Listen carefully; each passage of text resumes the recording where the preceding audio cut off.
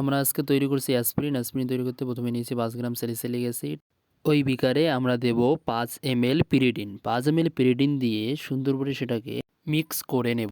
সুন্দরভাবে মিক্স হয়ে গেলে তারপরে আমরা ওর মধ্যে দেব 5 ml অ্যাসিটাইল ক্লোরাইড।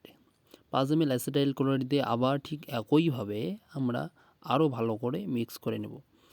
মিক্স করতে করতে আমি বলে দিই এই অ্যাসপিরিন আমাদের কী কাজে লাগে। অ্যাসপিরিন আমাদের হলো মাথা ব্যথা, হার্টের বিভিন্ন সমস্যার কাজে লাগে অ্যাসপিরিন। তো এই অ্যাসপিরিন আমরা তৈরি করতে চলেছি মাথা ভাঙা কেমিস্ট্রি ল্যাবের মধ্যে অর্গানিক প্রফেসর শান্তনু স্যার এর তত্ত্বাবধানে।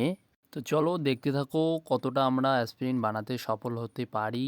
লাস্ট স্টেপে কি অ্যাড করা হচ্ছে সেটা আমরা স্যারের কাছ থেকে জানার চেষ্টা করি। এটা কি হয় বলতো, পিরিডিন যখন দিস না, পিরিডিনটা হচ্ছে ওই এটার মধ্যে মার্কস করে থাকে, কারণ প্রিসিপিটেট করতে হয়। যখনই তুই এসিএল দিবি, পিরিডিনটা হচ্ছে পিরিডিনিয়াম ক্লোরাইড হিসেবে জলে চলে আসবে, তখন কম্পাউন্ডটা প্রিসিপিটেট করবে। ওকে, এখানে আরেকটু জল দে, জল দিয়ে ফিল্টার করে আরও পড়বে। সলিড ফর্মে আসবে নাকি? হ্যাঁ, সলিড আসবে। ওকে, আর 2-3 ড্রপ আর এসিএল দিয়ে দে, দিয়ে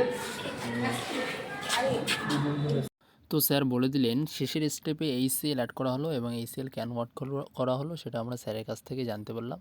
এবং এইচসিএল অ্যাড করার পর তার সঙ্গে কিছুটা জল মিক্স করার পর সেটা হলো সলিড ফর্মে আসবে। সলিড ফর্মে আসলে সেটাকে আমরা ফিল্টার করব। ফিল্টার করার পর এই সলিড ফর্মটিকে আমরা নিয়ে গিয়ে ড্রাই করতে দেবো ওভেনের মধ্যে।